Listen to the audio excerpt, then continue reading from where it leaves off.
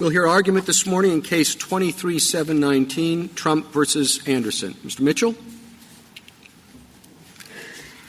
Mr. Chief Justice, and may it please the Court. The Colorado Supreme Court held that President Donald J. Trump is constitutionally disqualified from serving as president under Section 3 of the 14th Amendment. The Colorado Supreme Court's decision is wrong and should be reversed for numerous independent reasons. The first reason is that President Trump is not covered by Section 3 because the President is not an officer of the United States, as that term is used throughout the Constitution. Officer of the United States refers only to appointed officials, and it does not encompass elected individuals such as the President or members of Congress. This is clear from the Commissions Clause, the Impeachment Clause, and the Appointments Clause, each of which uses officers of the United States to refer only to appointed and not elected officials. The second reason is that Section 3 cannot be used to exclude a presidential candidate from the ballot, even if that candidate is disqualified from serving as president under Section 3, because Congress can lift that disability after the candidate is elected, but before he takes office. A state cannot exclude any candidate for federal office from the ballot on account of Section 3, and any state that does so is violating the holding of term limits by altering the Constitution's qualifications for federal office. The Colorado Supreme Court's decision is no different from a state residency law that requires members of Congress to inhabit the state prior to Election Day, when the Constitution requires only that members of Congress inhabit the state that they represent when elected. In both situations, a state is accelerating the deadline to meet a constitutionally imposed qualification and is thereby violating the holding of term limits. And in this situation, a ruling from this Court that affirms the decision below would not only violate term limits, but take away the votes of potentially tens of millions of Americans. I welcome the Court's questions. Mr. Mitchell, would you you didn't spend much time on your argument with respect to whether or not Section 3 is self-executing. So would you address that? And in doing that,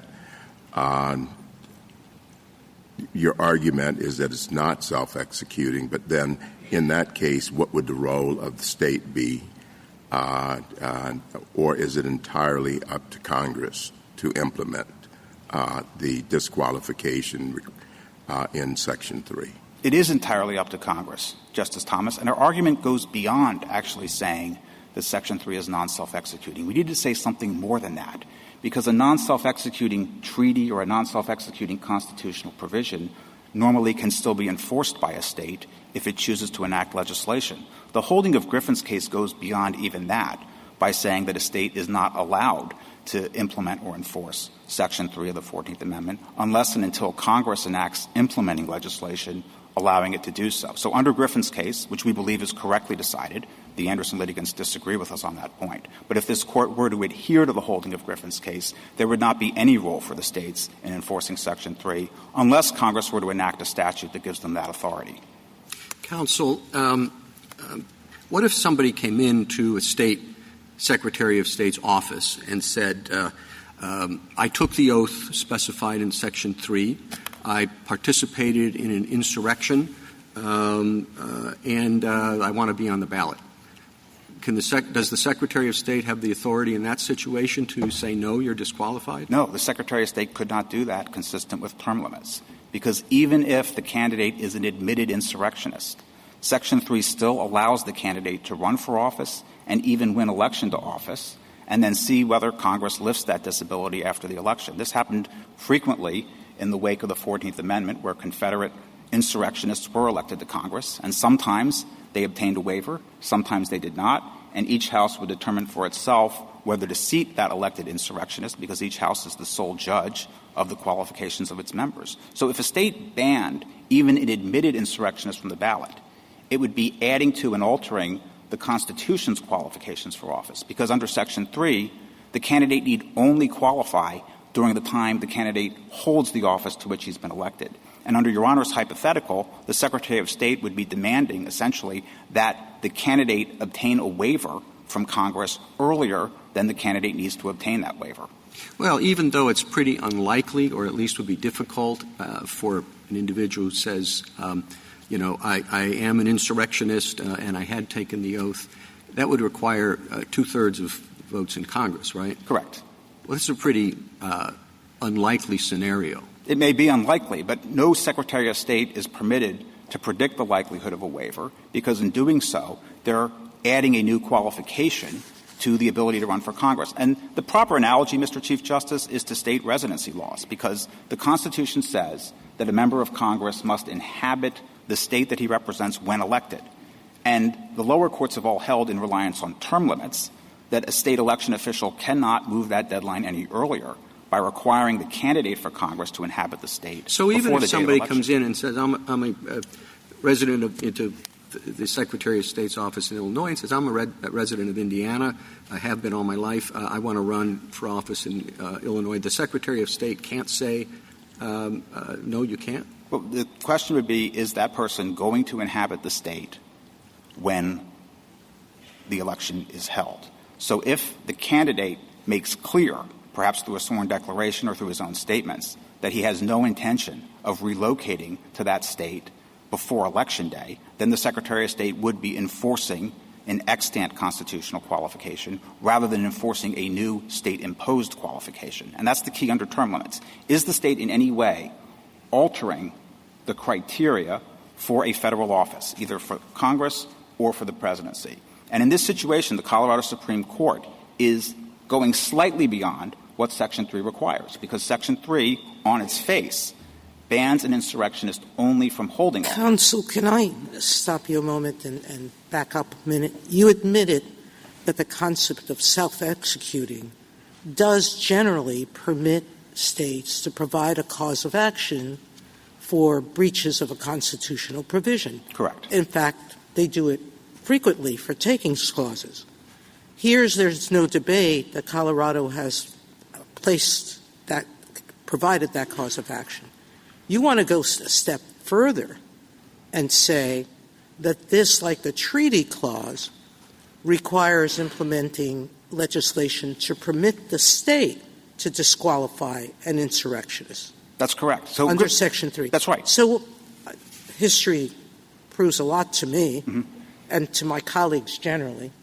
But there's a whole lot of examples of states relying on Section 3 to disqualify insurrectionists for state offices. And you're basically telling us that you want us to go 2 steps further. You want to maybe 3.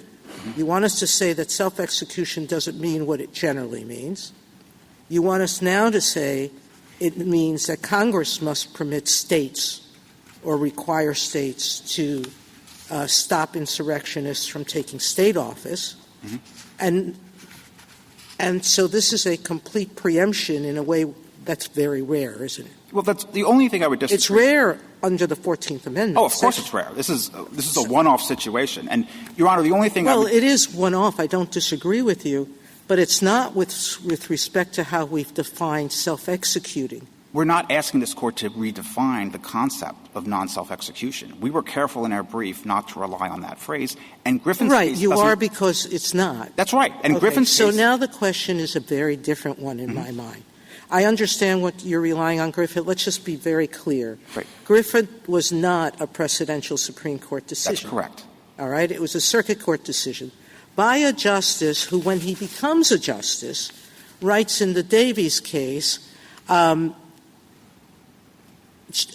he assumed that Jefferson Davis would be ineligible to hold any office, particularly the presidency, and treated, and this is his words, Section 3 as executing itself, needing no legislation on the part of Congress to give it effect.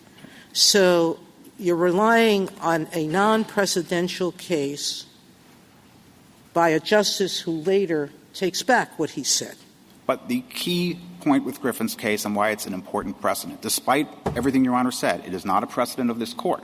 But Griffin's case provided the backdrop against which Congress legislated the Enforcement Act of 1870 when it first provided an enforcement mechanism for Section 3. And it did away with it later. It did away with it later. But that has nothing to say with respect to what Section 3 means.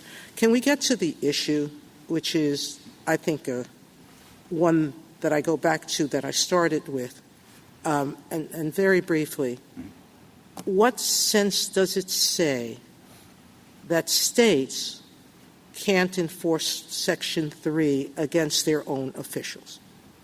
I think logically those are two separate issues in my mind. Can states enforce the insurrection clause against their own office holders, or can they enforce it against federal officials, or can they enforce it against the president? Those are all three different questions in my mind.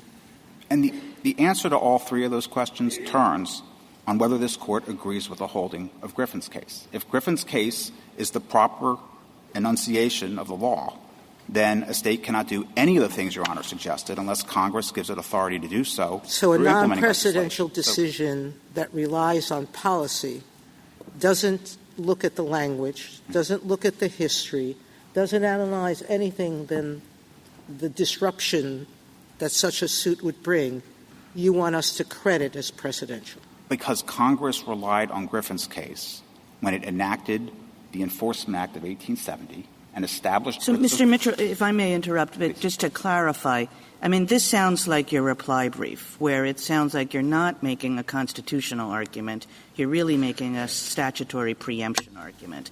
And is that what you're doing here? You're not saying that the Constitution gives you this rule. It's the kind of combination of Griffin's case plus the way Congress acted after Griffin's case that gives you the rule? That's exactly right, Justice Kagan, because we have implementing legislation. Congress took up the invitation provided by Griffin's case and established writs of quo warranto in the 1870 Enforcement Act, later repealed them. The only enforcement legislation that's currently on the books is the Insurrection Criminal Statute, Section 2383. And when Congress made all of these decisions, the initial enactment of the Enforcement Act in 1870, the repeal of the quo warranto provisions in 1948, all of those were made with Griffin's case as the backdrop. Please. Well, the understanding was that these congressionally established remedies would be exclusive of state court remedies. So there's not an express statement of preemption in these statutes, but there didn't need to be because Griffin's case provided the backdrop. And if I could just understand the argument a little bit better, suppose that we took all of that away. You know, suppose there were no Griffin's case and there were no subsequent congressional enactment. What do you then think the rule would be? So just as a matter of first principles without Griffin's case, it's a much harder argument for us to make because normally, every other provision of the 14th Amendment has been treated as self-executing. What we would argue, and that's hypothetical that Your Honor has suggested, is that there are practical considerations unique to Section 3 that counsel in favor of a rule similar to what Chief Justice Chase spelled out in Griffin's case. And it goes to, I think, the policy concerns he talks about, where this was a case, Griffin's case involved a convicted criminal who was seeking a writ of habeas corpus on the ground that the judge who tried his case was an insurrectionist disqualified under Section 3. And Chief Justice Chase realizes that if he enforces Section 3 in this situation, it would nullify every official act taken not only by this particular judge, but by anyone who is an insurrectionist or arguably an insurrectionist under Section 3. Well, and that was why do you need those consequential concerns, though? It kind of seems to me that what Justice Kagan is getting at is why don't you have an argument that the Constitution of its own force, that Section 3 of its own force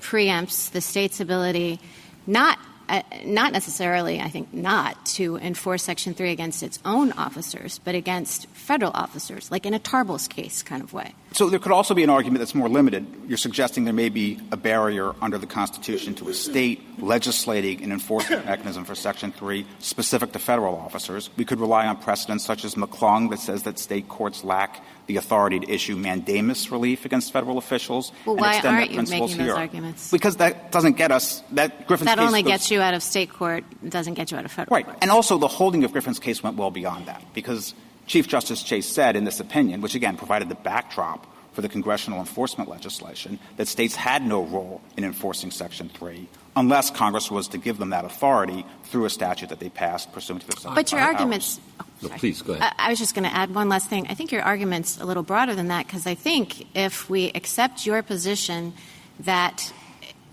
disqualifying someone from the ballot is adding a qualification.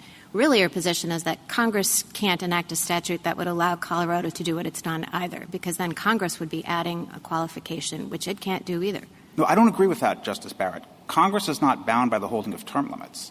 Term limits only prohibits the states from adding additional qualifications or altering the Constitution's qualifications for federal office. It does not purport to restrain Congress. So if Congress were to enact implementing legislation that authorized the states to exclude insurrectionists from the ballot, we believe that would be valid enforcement legislation under Section 3, with an important caveat. There has to be congruence and proportionality under this Court's precedent. So why would that be permissible? Because Section 3 refers to the holding of office, not running for office. And so if a state or Congress were to go further and say that you can't run for the office, you can't compete in a primary, wouldn't that be adding an additional qualification for serving for president? You must have been free from this disqualification at an earlier point in time than Section 3 specifies. I think the answer to your question, Justice Alito, depends on how you interpret the word enforce in Section 5. And some members of this Court, such as Justice Scalia, thought that enforce means you can do nothing more than enact legislation that mirrors the 14th Amendment's self-executing requirements, and you can't go an inch beyond that. That's not the current jurisprudence of this Court. No, well, all right, you have to decide whether it's congruent and proportional, right. And we would get into the question of whether that would be congruent and proportional. Well, let me shift gear a little bit. I take you to argue, and I think this is right, that the term self-executing is a misnomer as applied here. Yes, very often when we use the term, what we're referring to is the proposition that a particular provision of the Constitution or a statute in and of itself creates a private right of action. That's not what the issue is here. No, that's not the issue here. And sometimes the phrase self-executing is used that way. The only thing I would add is sometimes it's used in a different sense. With self-executing treaties or non-self-executing treaties, the issue is whether that treaty has any force as domestic law whatsoever. Right. But I don't see what is gained by using this term, which is used in different contexts, rather than directly addressing what's involved here, which is the question of who can enforce Section 3 with respect to a presidential candidate. The consequences of what the Colorado Supreme Court did, some people claim, would be quite severe. Would it not lead to the possibility that other states would say, using their choice of law rules and their rules on collateral estoppel, that there's non-mutual collateral estoppel against former President Trump. And so the decision of the Colorado Supreme Court could effectively decide this question for many other states, perhaps all other states. Could it not lead to that consequence? I don't think so, because Colorado law does not recognize non-mutual collateral estoppel. And I believe the preclusive effect of the decision would be determined by Colorado law rather than the law of another state. But I think your question, Justice Alito, gives rise to an even greater concern, because if this decision does not have preclusive effect in other lawsuits, it opens the possibility that a different factual record could be developed in some of the litigation that occurs in other states, and different factual findings could be entered by state trial court judges. They might conclude that, as a matter of fact, that President Trump did not have any intent to engage in incitement, or make some other finding that differs from what this trial court judge found. Yeah, exactly. So in this decision, the trial court in Colorado thought that it was proper to admit the January 6th report, and it also admitted the testimony of an expert who testified about the meaning of certain words and phrases to people who communicate with and among extremists, right? Another state court could reach an opposite conclusion on both of those questions. Certainly. Other states could conclude that the January 6th report is inadmissible hearsay. They might also conclude that statements within the January 6th report were hearsay, even if the report itself is not. And they could certainly reach a different conclusion with respect to the expert testimony of Professor Simi. Perhaps in another state we would have time to produce our own sociology expert who would contradict Professor Simi. Should these considerations be dismissed as simply consequentialist arguments, or do they support a structural argument that supports the position that you're taking here? I think they all mutually reinforce each other. We have an argument we believe that is sufficient to dispose of this case just based on the meaning of officer of the United States, as well as the argument we're making based on term limits. But all of the consequentialist considerations that Your Honor has suggested are additional reasons to reverse the Colorado Supreme Court, although we don't think it's necessary to get into consequences because the law is clearly on our side. You keep saying term limits. There are other presidential qualifications in the Constitution: age, yes, citizenship. There's a separate amendment, the 22nd Amendment, that doesn't permit anyone to run for a second term.